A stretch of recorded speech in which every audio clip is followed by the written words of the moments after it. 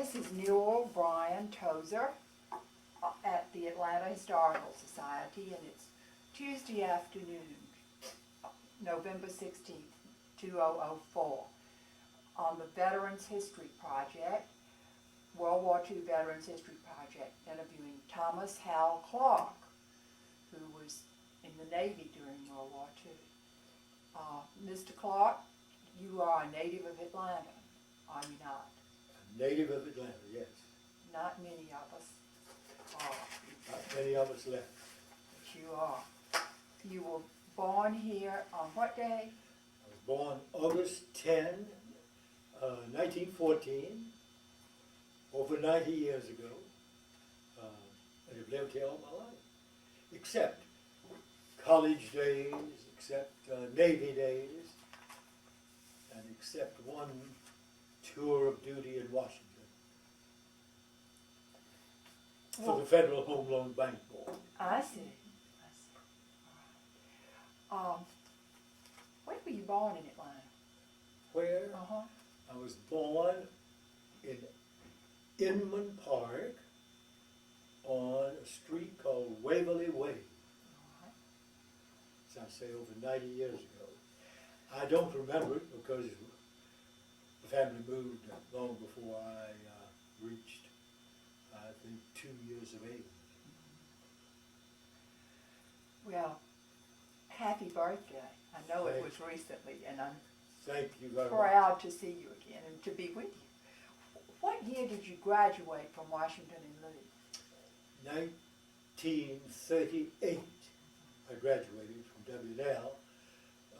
After having been there for enough time to do my AB degree and then later on WLB law degree.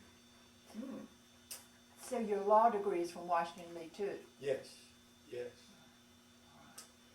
I was asked by Washington and Lee that a WLB degree is now usually a fellow likes to have a JD degree. And those of us who got a WLB degree way back were given the opportunity to change the WLB degree to a JD degree, which I declined. So I'm still a WLB. I'm proud of it. Proud of it. Absolutely. So you had all your degrees before World War II. Yes, yes.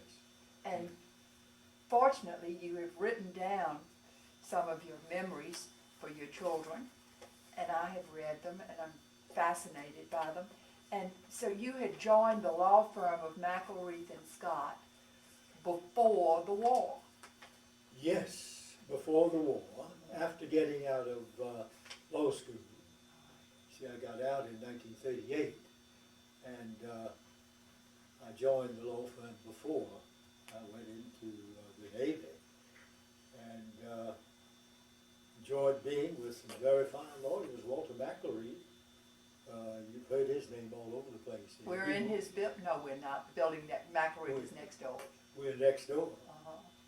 And I was in his office as a young lawyer, and he and I made an interesting trip together to Washington and Lee, where he was being given some sort of honor.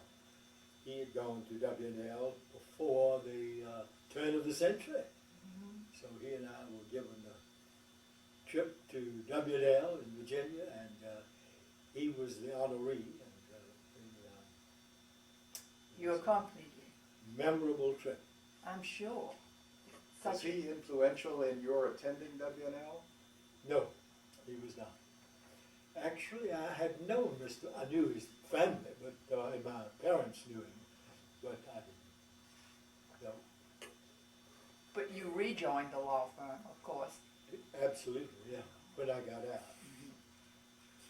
And then, of course, Mr. McElreath was quite old, and when he retired, why, we had to form a new firm. Paul Anderson and I, a lawyer, Paul and I, got together and we formed a little firm to begin with, and then it expanded and expanded, and got to be a rather large firm to Atlanta. I'm sure. That's Wonderful. But Mr. McElreath was our Bill Law. He's the one that set us out on the right path. For the Historical Society And for the law firm. and for the law firm too. Yes. So having practiced a little law, you then decided maybe the Foreign Service would be an interesting thing?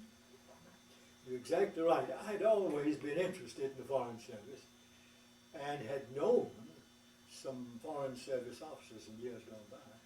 So after getting back to Atlanta with my law degree, I said, well, why not try it out? So I then made the decision to go into the Foreign Service, which was, in those days, rather elaborate because you had to take the exam, which of course you do now too, but it was only given twice a year. And tough exam. It was rough. And I finally took it. And very fortunately, in Washington, where I had to take it, ran into a State Department fellow, North Winship. Does that ring a bell at all? Winship name Winship. is very familiar, yes. From Winship. Macon, Georgia. Uh, And he got hold of me and he said, look, kid, I'm going in as Consul General to Toronto.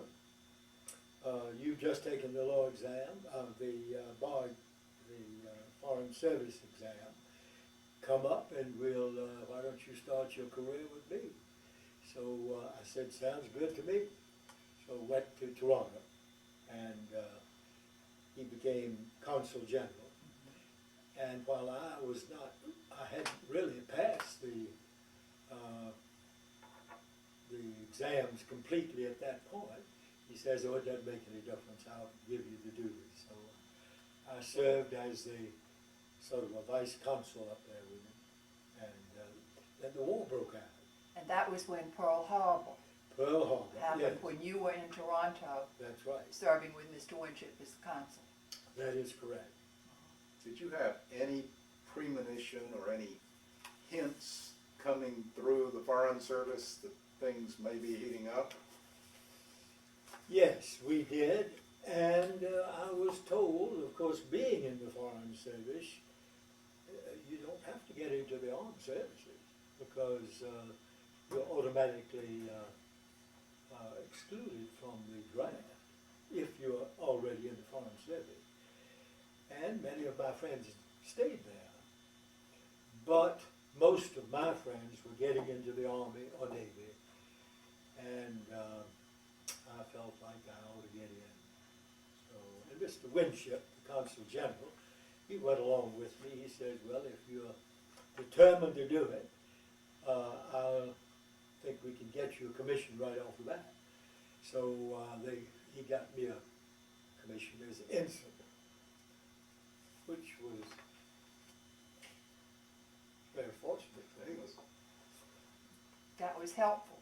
So you were sworn into the Navy Went into the Navy, and went to officers training school in Princeton. Princeton, which I love Princeton anyways. So does Henry. I went to Yale. Oh, I thought it was a mistake. Excuse me. Actually, But I love you. I went to Princeton. I didn't matriculate before I went to Washington and Lee. But anyways, to get back on this, I was sent to Princeton to the Naval school there, and we stayed there for 3 months, learning all about the Navy and the Navy language and what you were supposed to do when you're aboard ship, and enjoyed it greatly. How did they blend in, all you somewhat older, more mature people, with the college classes that were still there with undergraduates? That's a good question. I think Princeton really closed down much of the university so as to open up certain dormitories for us. And we stayed in the regular students' dormitories there. And I remember too, there were some times when no students were there. So we had the run of the campus for the most part. But we didn't get in each other's way too much. But it was It was an interesting time for a real civilian, such as I was, to learn about armed forces and the Navy in particular. Was it a tough course? Tough course, and even though all of us were officers in there, I was an ensign, the lowest number, and we had some full commanders in there, which was several ranks above. They were going through this initial getting you familiar with the Navy, letting you know what all the terms meant, the discipline, and all the time we were there, we had to march, and all of these higher-ranking officers had to march with us, and from class to class. It was to get you used to being in under orders, really. We enjoyed it, though. Got to know a lot of good people. I still know them, the ones that are left. Friends. Yeah, You were back in school. back in school. And then after 3 months, you graduated from officers training. And where did you go from there? Norfolk, was We it? went from there straight to Norfolk into a training situation down there in which we were put on these various ships so as to learn, you know, really how to handle them. We had done it up at Princeton, but not aboard ship. And we would ply up and down the Chesapeake Bay on these naval ships, learning the ropes. I was assigned to be communications, so I was a communications officer. And we had about 11 sailors underneath us who would do the flags and the semaphores and the radio business. And it was quite an education for somebody who really had no background in communication. Learning the Morse code, learning the flags, the alphabets. But it And all went well. at that point, did you know you were going to be on an LST, or was that undifferentiated training? Yeah, it was, I did not know I was going to be on an LST, but very soon after I was assigned to an LST as communications officer. Yeah, LSD is landing ship tank. Landing ship tank. It's a very awkward sort of ship, about 320 feet long. Has 2 decks where you put tanks and warriors, trucks on either the top deck or the lower deck. There was a huge elevator in between to get them up and down. Have you ever been on one? No. Well, it's an interesting ship. The only problem with an LST, it only drew about 13 feet of water when it was fully loaded. And going across the ocean on something like that wasn't, you ride a sort of on top of the waves. But you get used to it. It wasn't very comfortable. Wasn't very comfortable. Quarters for officers on an LST, though, were very, very good. Much better than a destroyer. Much better than a destroyer. How many officers would there have been? I think our complement was 8 officers and about 150 men, I think. Yeah, somewhere along there. We had a skipper, and all the supply officer, gunnery officer, communications officer, several other officers. Executive officer. Executive officer. And, We had, and a very fine bunch of men they were when we finally got assigned to our ship, which we had to commission ourselves. We had to fly from Norfolk up to Boston, where it was being built and commissioned. Then we all got aboard there and in our new capacities and maneuvered it down to Norfolk on our own. I think I mentioned in my story, we did put off in New York, and the Navy lost us. At least 3 weeks, at least. So we tied up and Staten Island, New York. And we had a ball, and for 3 weeks in New York City, we would go over and put all these what was the name of the hotel there in New York, and all the debutantes, we give parties for officers. Waldorf or? No, not Waldorf. Plaza. Well, anyway, it was one of those big ones, and we had a ball for 3 weeks. And you just were entertained for 3 We were weeks. entertained.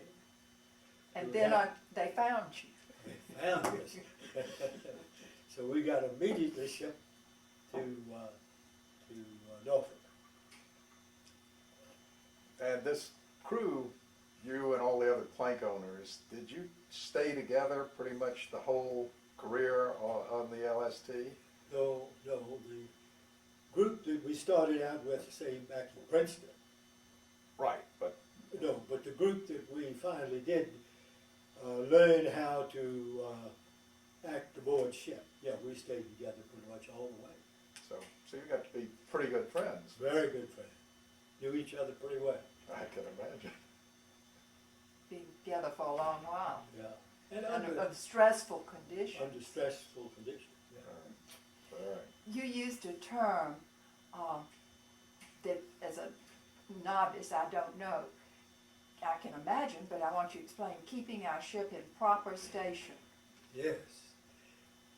There were, I don't remember, of course, there must have been 60 ships in our station when we were going across the water. In the Yeah. convoy. In the convoy. And you had to keep so many feet back of the one in front of you, and so many feet from the ship that was alongside you too, in another column. And these old LSTs could be washed about with very shallow thread. It was very, very difficult keeping your proper station. And it must have taken a very long time zigzagging across. Zigzagging, and you see, and many of them would break down, and then you would have to, if the one in front of you became incapacitated, you had to maneuver around him, and he would get left way behind. And there were destroyers and smaller ships sent by the Navy to take care of these smaller ones. They did break down, but they would finally get fixed up. And the convoy was moving so slowly that they would have time to catch up with it. It was slow. You went in this convoy from Bermuda to Gibraltar. We did indeed. We went from Norfolk to Bermuda. Had a bad thing happen in Bermuda. We stayed in there several days, and they were giving us liberty, the ship's company. So we let down one of our small boats. We had about 8 small boats on davits, and we let it down to the water. And the sailors would go to there, to Bermuda, and let themselves go for a little while. But on the way back, a storm came up and swamped them, and we lost those sailors. Gosh. At least 7 or 8 of them. That was a It shock was and a a blow. shock, yeah. Then we went on to Gibraltar. But it probably took several weeks. A good 10 days, something. Oh, yeah, at least. I would say from Bermuda to about 10 days. Rough. Rough, can't imagine. Rolling, And pitching. remember, the submarine was very active. And we would see, in mid-ocean, we would see the destroyer escorts along the side, dropping their mines to blow up submarines. And many of them were hit, the submarines, and you'd see deep debris coming up, and you'd pass along in your ship. You were indoctrinated early to war. We were indoctrinated. Hadn't thought about those things in a long time. But then when you got to Gibraltar, you said that the enemy had invaded the harbor there? Yes, we thought we were safe getting into the harbor of Gibraltar. And it turned out that some German small craft had crept in unnoticed and they would affix what were known as limpet mines. If you've ever heard of them, they're not huge mines at all, but they would just stick them on the propellers of the ship that were anchored in there. They had underwater arrangements. And then when the ship wheels would turn, it would blow the whole end of the ship up, and you would have to go in dry dock and be repaired. It did not happen to our ship, but it happened to two of them that were there. And of course the Germans who did that, they were in their small boat, they'd gone on out into the Mediterranean, and were never seen again. Brave men. Brave men. Boy. And then after Gibraltar, you headed towards Africa and Tunisia. We did indeed. We headed east, mostly along the northern coast of Africa. Were you in a convoy still? We were still in a convoy with escorts, because the Germans were very, very active there in the Mediterranean at that time, particularly from the air. Flying by then mainly out of Italy, I guess. Out of Italy. They'd lost North Africa by then. Well, Africa was still being fought over. Still We hadn't completely secured it. Because this was 1942, I guess. Late 42. Right, late 42, 43, again. Gosh. But it was very active. And you got to Lake Bizerte. Lake Bizerte is a large lake just at Bizerte, the town. It's in Tunisia, but Lake Bizerte is a huge lake, and the Navy had taken it over completely by that time. And all of the convoy that was left, that left America, I suppose about half of it was still as a convoy. We all went into Lake Bizerte because it was relatively protected from submarines and things like that. But we were very vulnerable from the air. Oh. And many, many, many air raids took place there. And I think I mentioned watching the dog fights up in the air was a fascinating thing for us who were aboard ship. The Germans would come over, dropping bombs, and all of our anti-aircraft guns aboard ship, as well as on the land we had secured around it, were all firing at these German planes. And every now and then they'd get one, and it would make a glow in the sky, and you'd see it coming on down, finally splash into water. And that was also where you picked up the Jeep, the German Jeep. We picked up, I didn't pick it up in Bizerte. After having made one trip over to Europe, we went back to Libya. Tripoli. That's where we picked up the Jeep. I think I told you the story. Having a drink in a bar there, and the officer sitting alongside said that he was catching a ship and they were leaving. Did we want a German Jeep that they had liberated? So he threw out the keys right there on the bar, and I said, yeah, we'll take it. We'll take it. You had room for it. We had room for it. So I went to the skipper, our skipper, and I said, look here, we got this German Jeep. Can we bring it aboard? And he said yes. And we had a boom on board the ship. So we picked it up, put it on board the ship, and we used that Jeep for a long, long time. German Jeep. Probably the same thing they imported over here after the war, the little Volkswagen. Yes, yeah. The rest of that story, though, is that we finally took it to England with us, and the commanding officer of the base where we landed saw it and liked it so much he commandeered it. And that was the last we ever heard of it. Oh, that Jeep. It was your Jeep? How It was could our happen Jeep. there?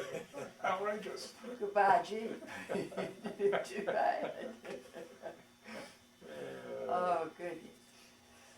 life is so interesting. Here, you said that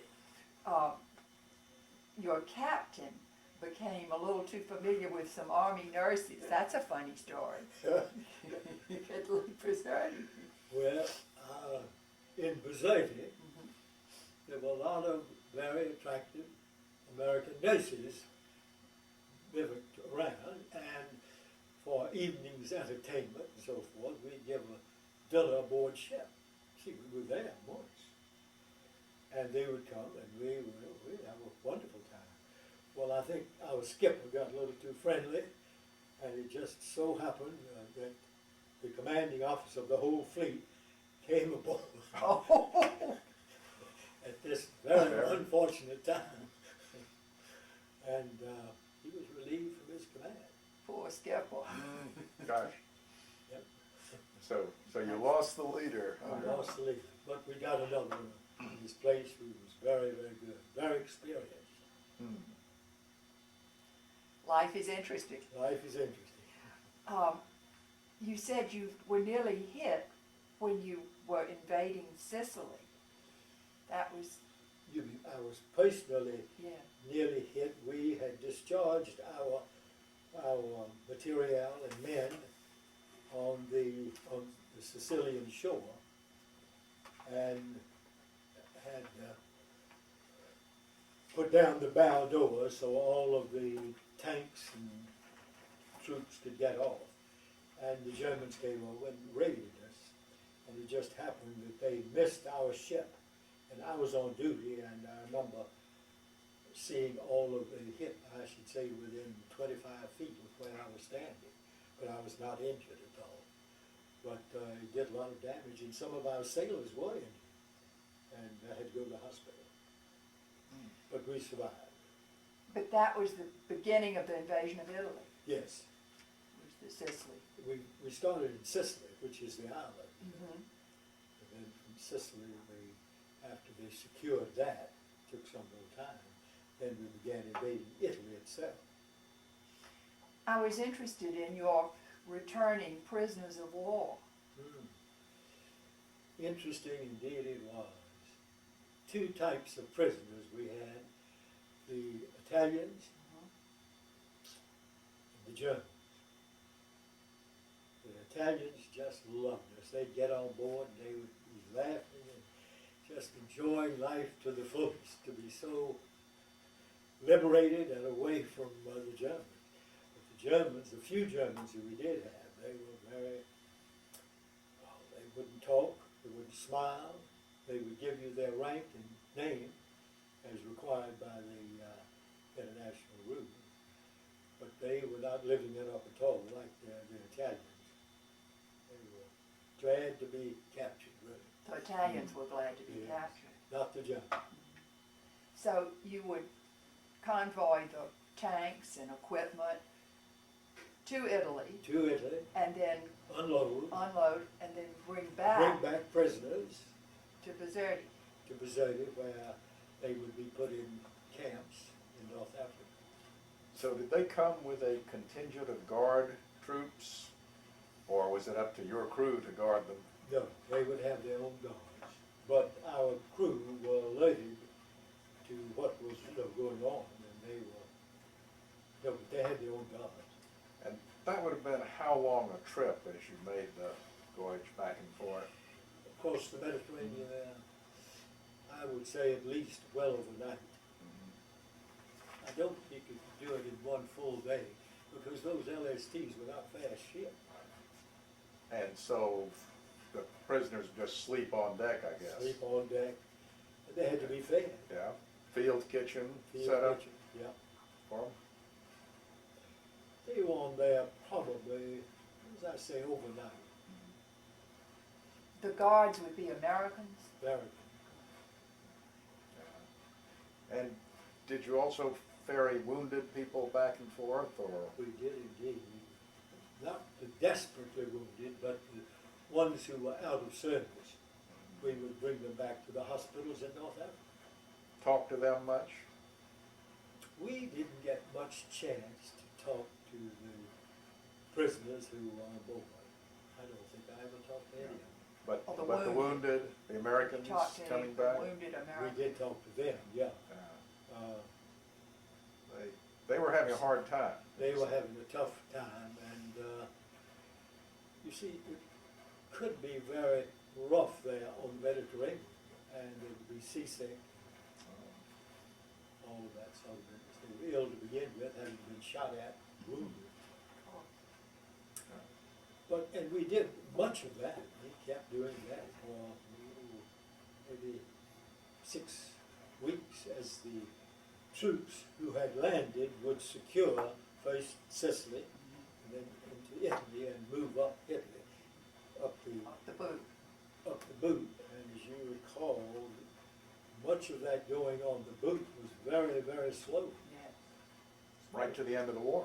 It surely was. So, for 6 weeks, your LST, We went back and forth. back and forth. Right.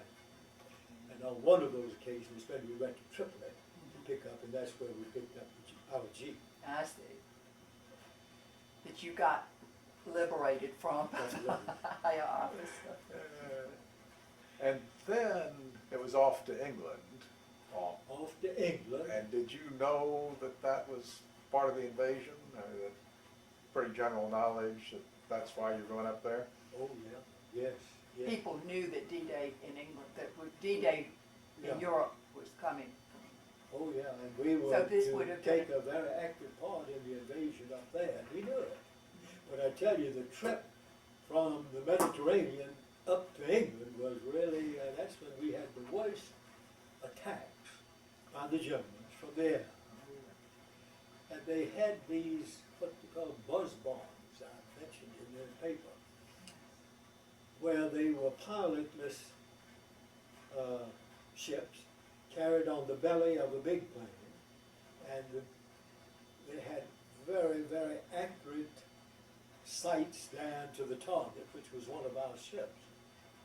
And the big plane would loosen right at the proper time, and it would zero in. You could Wow. see it zeroing in, going round and round and round, and it hit its target. And it was magnetic, so it didn't miss. We saw, I guess, 5 or 6 of those ships get hit. Yeah. But we made it. We were very fortunate. And I heard about the buzz bombs, but I never really understood about them. they were devastating because they were very accurate. Once they found their target and they set the whatever they did, Locked onto it. Yeah, it would go Right. on the target, and then it would just blow up. And then you see the escort vessels would have to stick around a little while to pick up all the survivors, as many as they could. So you finally made it We finally made to England and at Falmouth. Falmouth, which we loved. And when did you get up there about? We're about 19, well, D-Day was 44, Yeah. so are we early 44 or are we late Well, 43? we had finished all we were going to do down in Africa. So they sent us up there in preparation for to get ready for the invasion of Northern Europe. That's what we were doing. And we went into Falmouth and we anchored there for some time. Up the river, Fal, beautiful little village where we were made welcome by the nice British people there, particularly the pub people.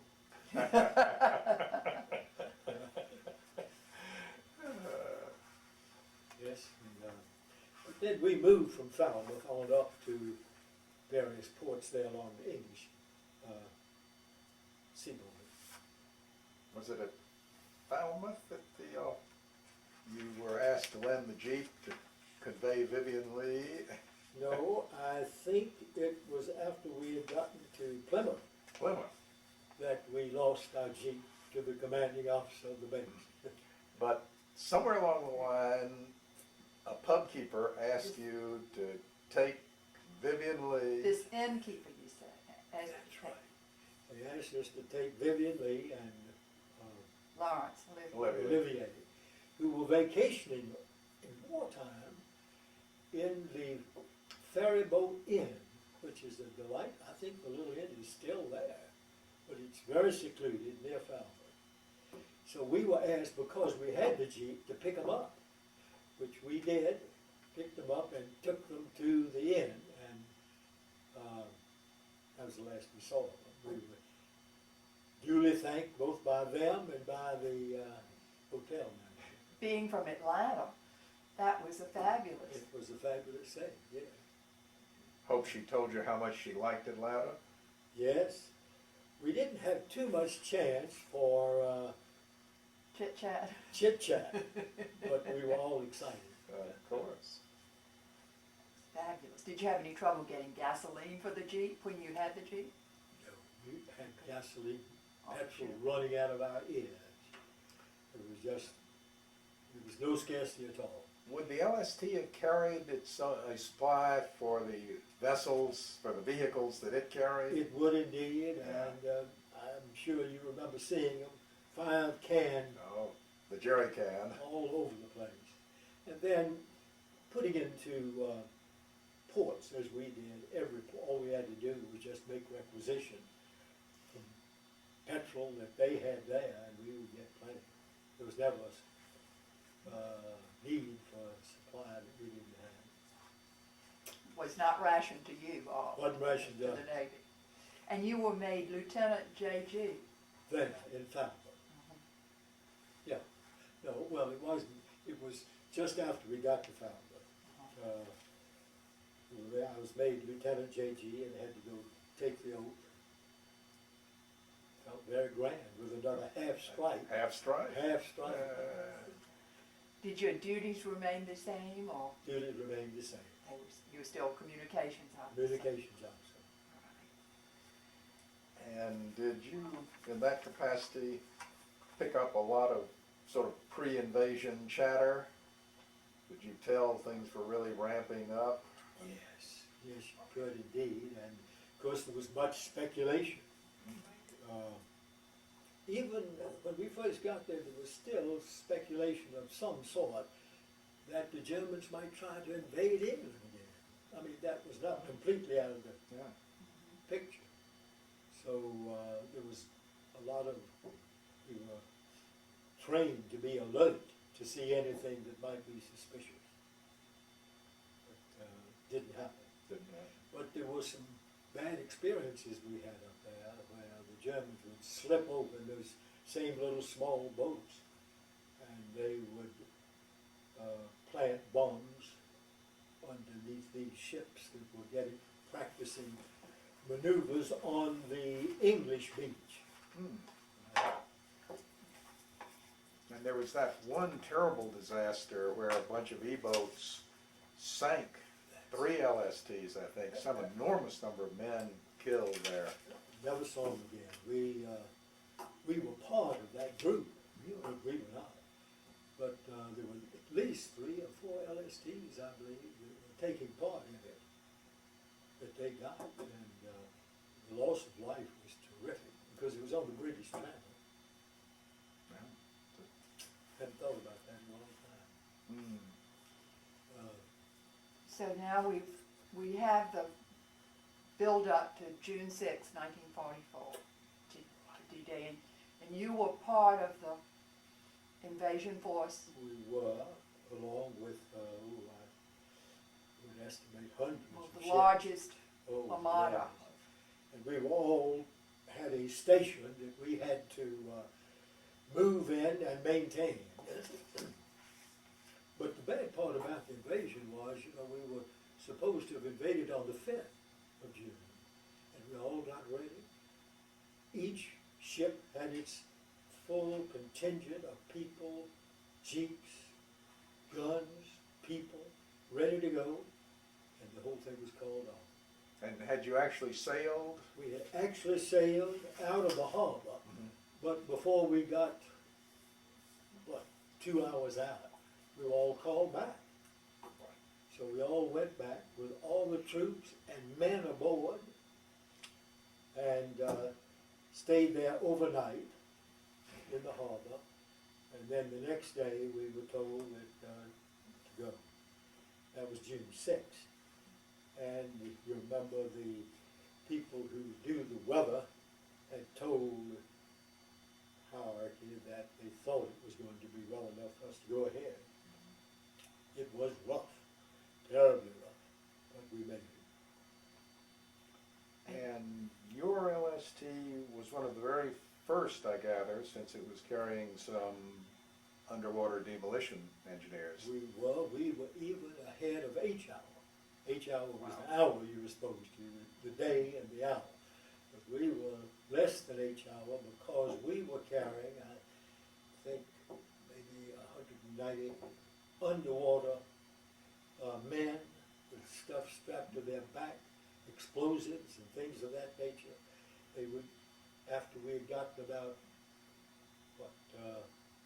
500 yards from the beach, they would get off the ship over the side. Just over the side? Over the side, and swim underwater. They had fins, and their duty was to blow up the stuff that on the beach, you know, that the Germans had put there, which were railroad ties.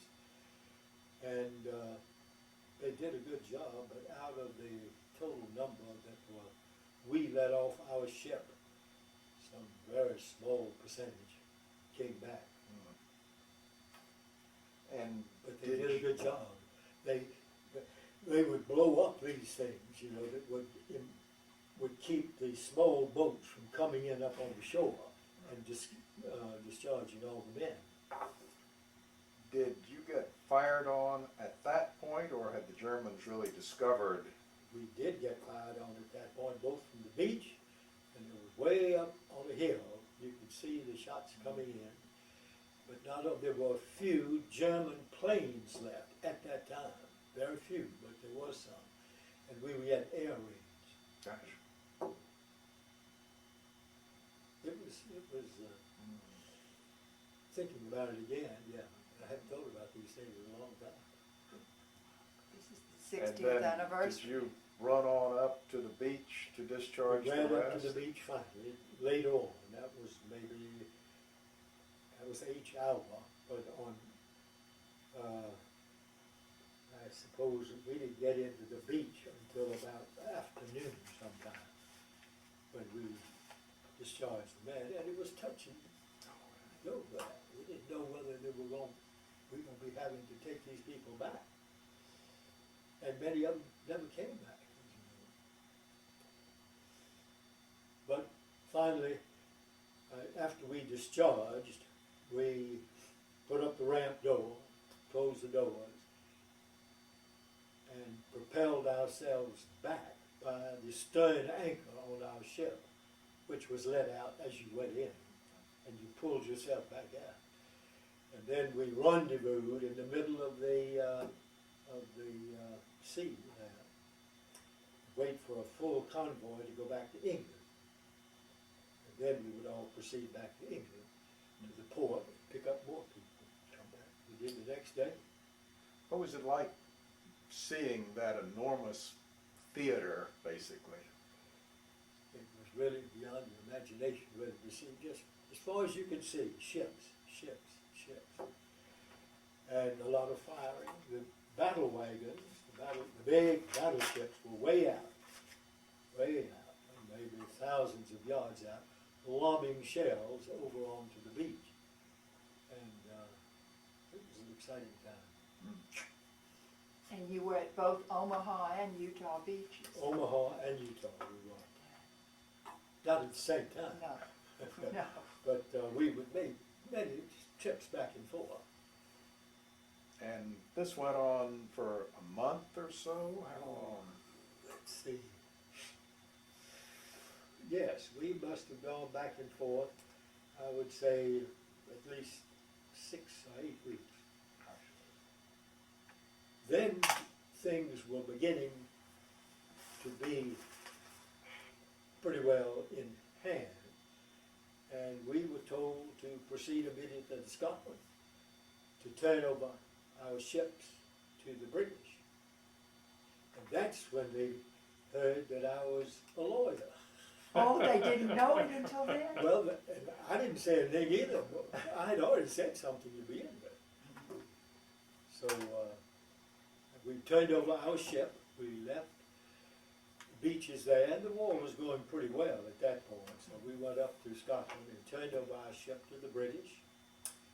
And we were put aboard a very nice, beautiful ship. I forgot the name of it at the moment. And sent back to the States. And that's when I was told, when I got back, that I was to be given an assignment for a lawyer, Not a communications that's officer. not communication. So we did get back safely, back to America. Set immediately to Florida, had a nice time there. Your mother and sister came to see They, you? while I was stationed there, they came down and visited us. And went to, ultimately, I did have a problem. I went to Atlanta, broke this arm on ice. I was in uniform. Just shattered this arm. Oh, Plate in there right now. really? Yeah. But anyways, and then finally the Judge Advocate General's office said, look here, it's time for you to move on. So went to Washington, did a few courses there. Then we were flown out to Shanghai. Well, it was interesting to me that you made the choice between London and Shanghai. Well, I had been to London, you see, and I'd never been out Far East, so I thought it would be, and I wasn't married then. So This is about 45. 40, yes, the beginning of 45, I guess. Yeah. And we had already liberated Shanghai before We the war was liberated over. Shanghai, but not, the fighting was still going on. Right, but Shanghai. Shanghai was liberated, and we were trying to get it back in shape. And Shanghai, have you been to Shanghai? No. Well, it's a marvelous city there, and the Bund, it's called, it's on the river, up from the sea. And the Bund is the riverfront, which is a spectacular sight even today. All the big buildings, beautiful British buildings that were built there. But my problem when we got to Shanghai was that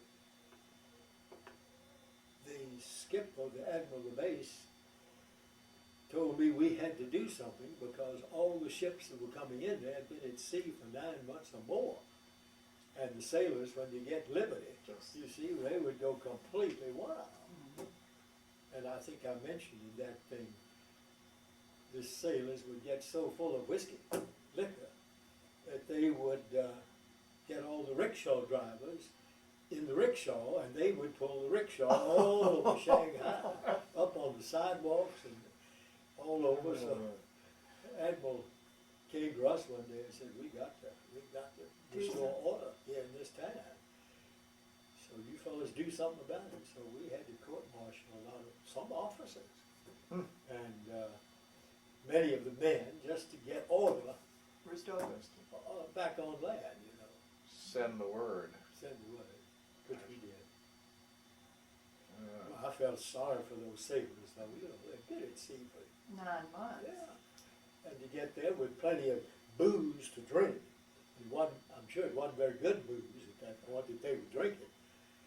But Plenty of money to buy it with. plenty of money to buy it with. And all of the local Chinese people ready and willing to sell them as much as they wanted. But finally, it was organized very nice, and we finally got it in very good shape. And, Shanghai was an interesting assignment. So how long were you over there? When did you come back to the States? Well, as I say, being single, a lot of my friends were getting out because of points. But I was building up my points, and I had enough to get back. At the end of my tour there, I'd been there about 11 months. So that would have been early 46 sometime? Or? Early 46, yeah.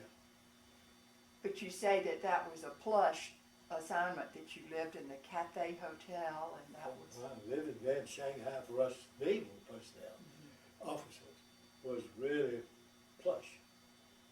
The hotel was the best there in town, right on the Bund. And we had, we had plenty of house boys to do your shoes and press your clothes and wash your shirts and everything, Just like home. just like home. It was better than home, really. And the food was good. We could eat in the hotel. And as I say, I was assigned a Jeep there so you could get around. And, living high on the hog. And you had a friend there.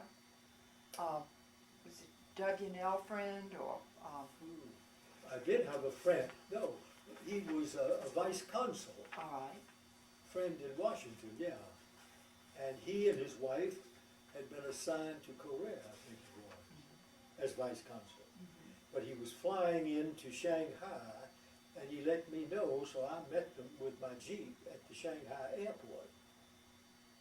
And after I had taken them back after a delightful visit, I was on my way back to town and came by this creek. And in my Jeep ran over this little Chinese boy who had just darted out in front of me. And picked him up off the street, blood streaming from his nose and so forth. And within minutes, this was along the creek where these people live, on boats. They just, a mass of people rose up and converged and cornered my Jeep, and I knew that I better get out of there right now because I was alone with this little fellow I had to carry. And I got hold of his brother, so we weaved our way out of that crowd. As I said, and they took him to the hospital. They wouldn't take him because he was a Chinaman. Then I had to take him to the Naval hospital, which they did, and they fixed him up nicely. And it turned out he wasn't hurt too badly, but that was one thing I deeply engraved in my memory, picking up that little boy off the street. it's a scare. But you know, it was your friend named Preston Moore from Dock, Washington and Lee. Preston Moore was from Virginia, and he and I were at Washington and Lee together, our younger days. He had gotten into the Marine Corps and had been discharged out there in China, Oh, where he was flying. And those days, the China Airways were employing American aviators, paying fabulous salaries. So Preston stayed there in Shanghai flying for the China Airways. And we ran into each other, neither one of us knowing that the other was there. So we got to know, he had this fabulous apartment there. So we had a great time there, yeah. went horseback riding. Horseback riding. We had dates, interesting white Russian women, very fine, beautiful, first class. Girls were there that had fled Russia. They were white Russians. And we would have dates with them, and really it was a lot of fun. Interesting experience. Yeah.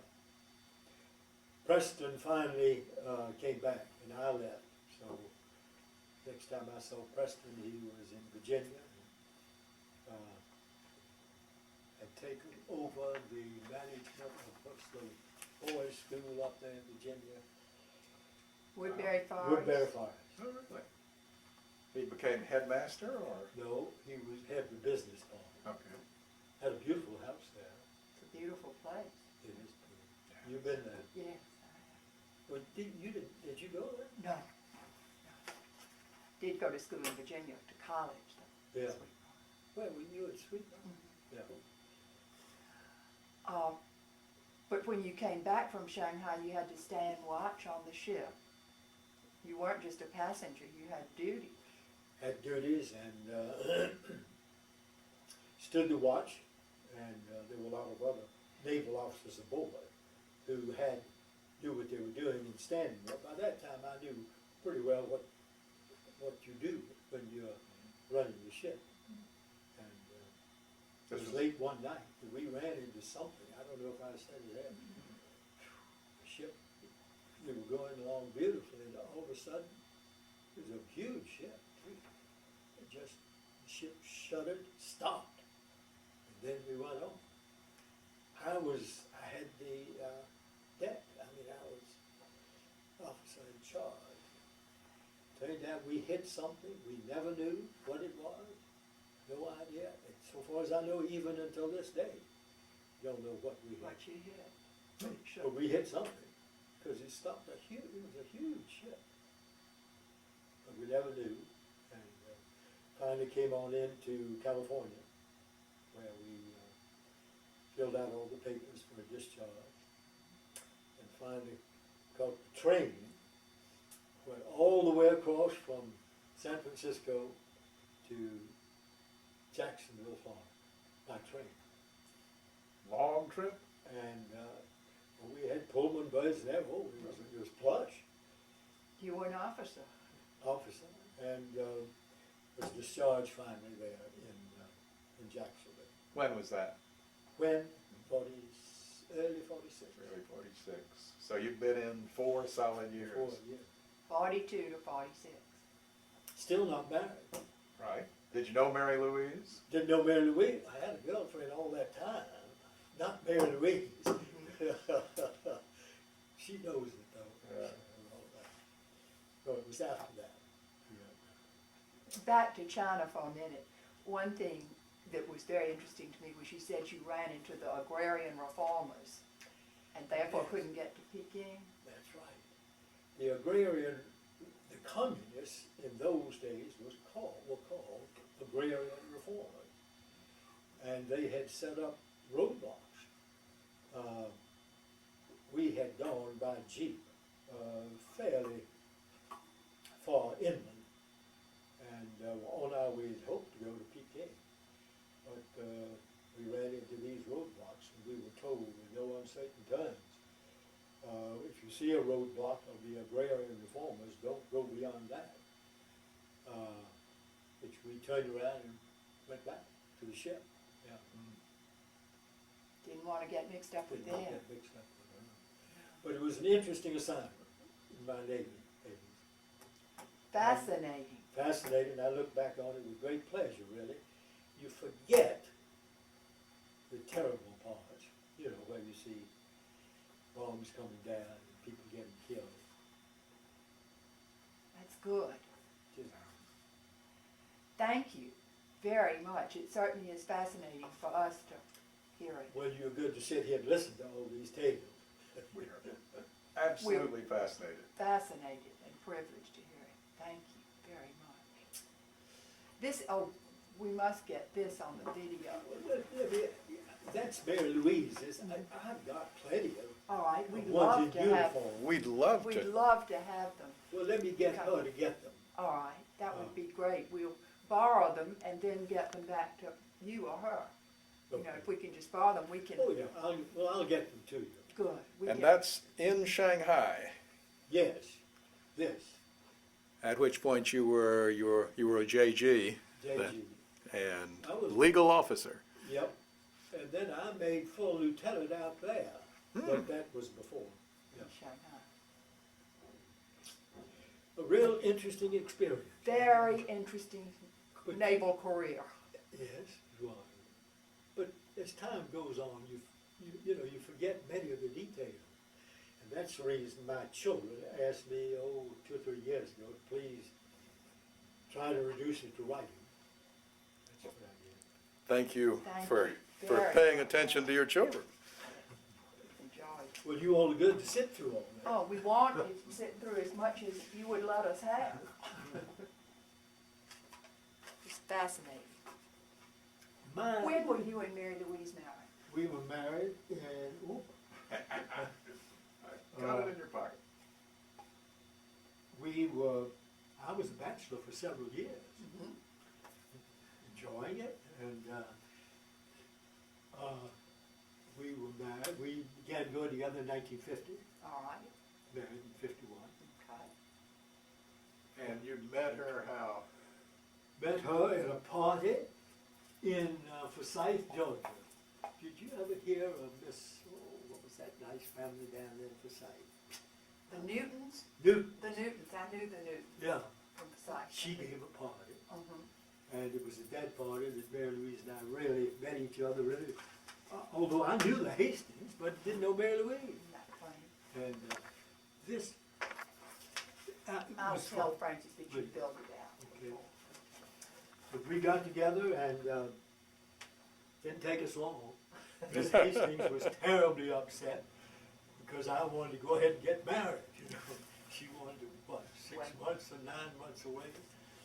And I said, Mary Louise, I got a little age on me now, let's go. She was all with me, so we went ahead and So how quickly did you get married? I think we were engaged about 3 or 4 months. Ms. Hastings would not do it in any less time than that. As- She needed that to get her arrangement. Well, that's what she kept saying. I was telling Henry and Stephanie last night that I went down to the Hastings home many times Did you? when I was in school.